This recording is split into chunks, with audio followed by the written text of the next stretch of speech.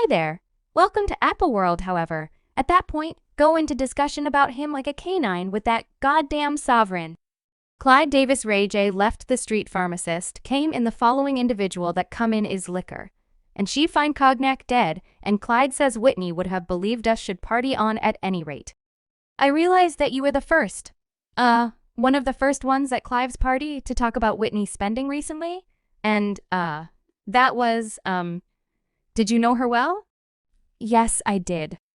Diddy's tutor, Clive Davis, is again moving for every one of some unacceptable reasons, and Jaguar Wright is uncovering new subtleties on how Clive, Diddy, and Ray J are purportedly associated, with Whitney Houston's passing tales about Clive forfeiting Whitney and afterward praising her demise at his Grammy party. Huma is presently spilling more on how Diddy and Ray J supposedly executed and concealed C's arrangement in the interim reports. Additionally, reports surfaced about another strange party that Diddy facilitated the night Whitney kicked the bucket, and it seems like Diddy and Ray's association with Clive Davis is more profound than just business. Then, before you know it, she's dead. Ray J was the last individual to see her alive. He let the doctor vendor on the web humming with tales about Diddy and Ray supposedly being guardians for music. Clive Davis and these reports incorporate a wide range of upsetting records, going from ceremonial paper to blood forfeits. So most importantly, we realize that Ray J and Diddy have been close for quite a long time, and there's a lot of film out there of Ray J investing energy with Diddy now. With regards to Diddy's association with Clive Davis, Clive assisted Diddy with beginning Terrible Kid diversion after Andre Harrell terminated Diddy from Uptown Records.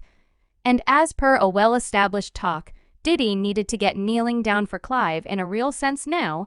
Supposedly, purportedly, Diddy got kneeling down for Clive Davis in 1994, and presently, Jaguar Wright is saying that Diddy's fellowship with Clive is the justification for why Diddy safeguarded. Do you figure he did to get that shroud of shield, that security, since supposing that everyone realized no one was doing nothing, he was strolling around with resistance for such an extremely long time, he got himself an intense Jew, and you siphoned this little oddity Diddy up, and you let him go in them roads? Didn't you? Jaguar was discussing how these strong music investors all conceal each other's wrongdoings, and with regards to Clive Davis, a well-established trick guarantees that one of his violations is the homicide of Whitney Houston. Whitney passed away on February 11, 2012, only hours before she was planned to perform at Clive's Grammy Grants party at the Beverly Hilton Inn, as indicated by the Authority account.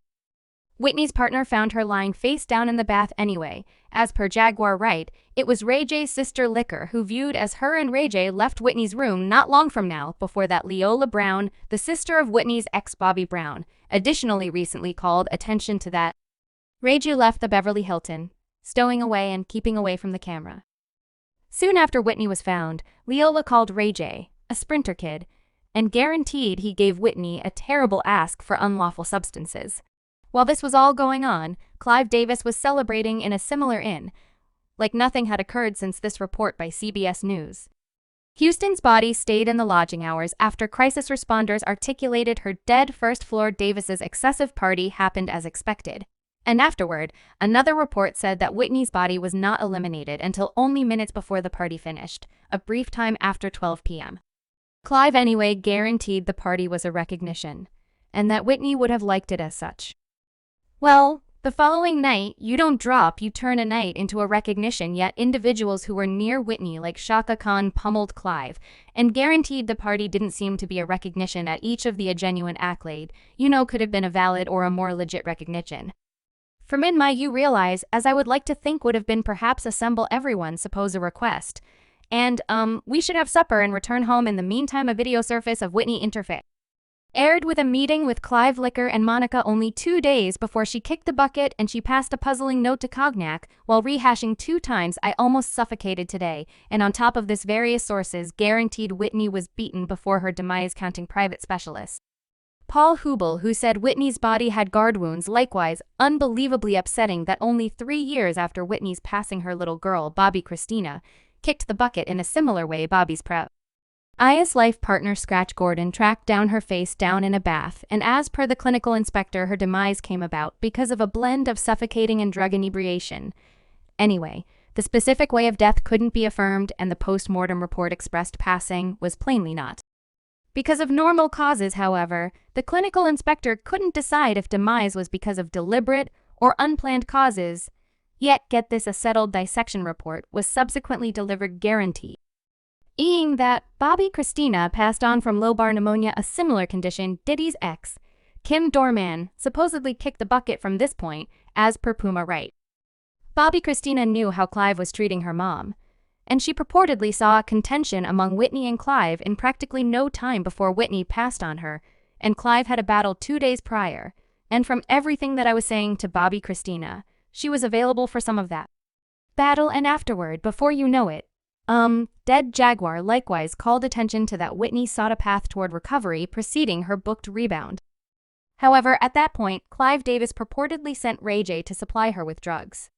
Ray J was the last individual to see her alive. He let the street pharmacist in, yet she was clear-headed, right? However, he let the street pharmacist in and offered it a chance. But that is not all.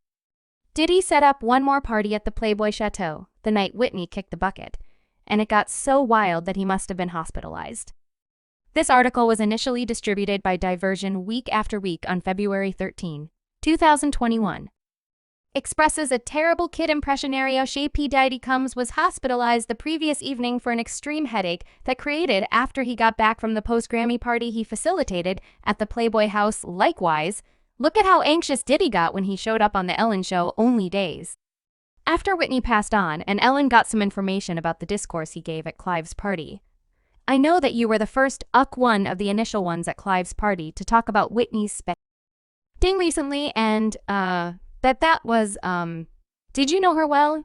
Yes, I did, I really, when I was the point at which I was experiencing childhood in the music business before I had achievement, I some way or another got on her wedding greeting, so I was at her wedding, however, yet I didn't actually have any acquaintance with her yet. Diddy was never exceptionally near Whitney. So how could Clive pick him, everything being equal, to give a discourse about her passing in addition to Diddy was near White? Nay's ex of ex Bobby Brown, and he even freely faulted Whitney for tossing Bobby under the transport. Whitney Houston rebounded. I shook with Whitney. I could do without the manner in which she tossed Bobby under the bus. However, man, in the event that we were going to be smoking rocks together, then simultaneously, then that is what we did, and we are currently on top of this Puma. Wright is saying that Clive Davis is supposedly safeguarding Diddy since Clive did likewise to Diddy, which Diddy is presently being blamed for doing to others. There is a contrast between gay relationships. Consensual and constrained homosexuality for control of people of color are the most disregarded men in this nation. However, assuming you're ready to get kneeling down and open up your mouth wide, you become a piece of a world-class team. Currently, everyone's apprehensive about you, but now everyone owes you with respect to Ray J. A recording as of late re-emerged where Ray J undermined Remarkable he would send one of his male companions to him. So it seems like Jaguar was correct about these industry men involving SAS